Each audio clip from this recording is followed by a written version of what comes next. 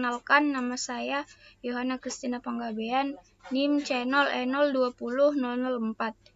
Saya dari Prodi Keuangan Daerah tahun 2020. Di sini saya akan mempresentasikan tentang penyelesaian siklus akuntansi. Yang pertama adalah pembuatan neraca.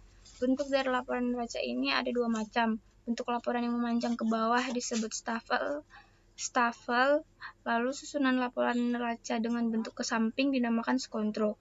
Kedua bentuk ini bisa diterapkan oleh siapapun. Namun, ada yang harus diperhatikan dalam penyusunannya supaya bisa disesuaikan dengan jumlah pos akun yang dipakai perusahaan.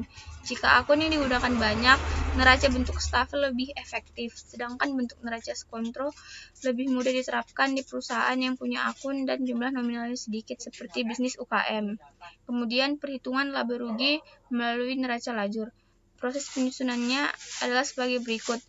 Yang pertama, masukkan saldo akun dari buku besar ke dalam kolom daftar saldo yang ada di dalam formulir neraca lajur. Yang kedua, masukkan ayat jurnal penyesuaian pada kolom penyesuaian.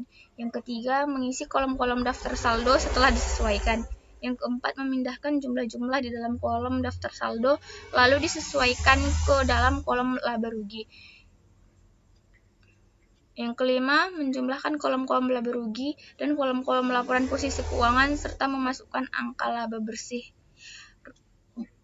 laba bersih atau rugi bersih sebagai angka pengimbang ke dalam kedua pasang kolom di atas, dan sekali lagi menjumlahkan kolom tersebut.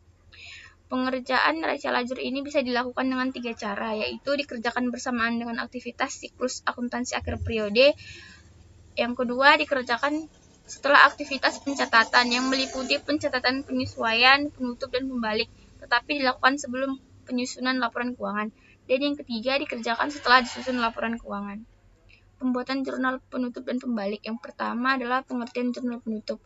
Jurnal penutup adalah bagian dari siklus akuntansi. Di dalam siklus akuntansi, setelah ayat jurnal penyesuaian selesai diposting ke dalam buku besar, maka data-data yang ada pada akun buku besar akan sesuai dengan data-data yang dilaporkan di dalam laporan keuangan. Alasan dibuatnya jurnal penutup adalah karena jurnal penutup merupakan ayat jurnal yang perlu dibuat pada akhir periode untuk menutup rekening akun nominal atau sementara. Langkah-langkah membuat jurnal penutup. Yang pertama, perkiraan pendapatan yang terdapat dalam kolom laba atau rugi kita debit, dan ikhtisar laba atau rugi dikreditkan dengan jumlah yang terdapat dalam perkiraan pendapatan. Kemudian, perkiraan biaya-biaya dengan jumlah masing-masing yang terdapat dalam kolom laba atau rugi kita kreditkan, dan ikhtisar laba atau rugi kita debit sebesar jumlah total biaya.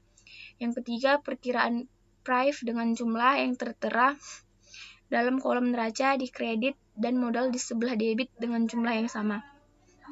Kemudian, yang terakhir, jika perusahaan laba, maka jurnal penutup yang dibuat adalah dengan mendebit jumlah laba dengan perkiraan ikhtisar laba atau rugi dan dikreditkan perkiraan modal dengan jumlah yang sama. Demikian pula sebaliknya jika perusahaan rugi.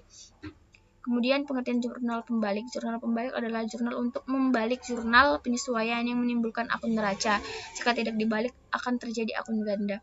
Fungsi jurnal pembalik yaitu untuk mempermudah pencatatan transaksi pada awal periode akuntansi yang baru, terutama yang berhubungan dengan ayat jurnal penyesuaian, lalu menyederhanakan penyusunan jurnal pada periode akuntansi berikutnya. Jurnal pembalik dapat memberikan manfaat bila perusahaan membuat ayat jurnal yang jumlahnya banyak, lalu meminimalisir kesalahan atau kekeliruan yang mungkin bisa terjadi, seperti menghindari pengakuan biaya atau pendapatan yang double karena penyusunan ayat jurnal penyesuaian untuk transaksi yang akrual dan transaksi yang deferral tertentu. Langkah-langkah membuat jurnal pembalik. Yang pertama, buatlah jurnal saat pembayaran untuk beban dibayar di muka dan pendapatan diterima di muka. Angka yang dimasukkan adalah angka yang terdapat di soal. Kemudian, buatlah jurnal penyesuaian. Penulisan tanggal selalu tanggal bulan di akhir periode. Lalu buatlah jurnal penyesuaian dibalik. Penulisan tanggal selalu di awal periode selanjutnya. Angka yang ditulis sama seperti jumlah angka pada jurnal penyesuaian. Sekian dari presentasi saya. Jika ada kesalahan dalam bicara atau menyampaikan materi saya, mohon maaf. Terima kasih atas perhatiannya. Selamat pagi.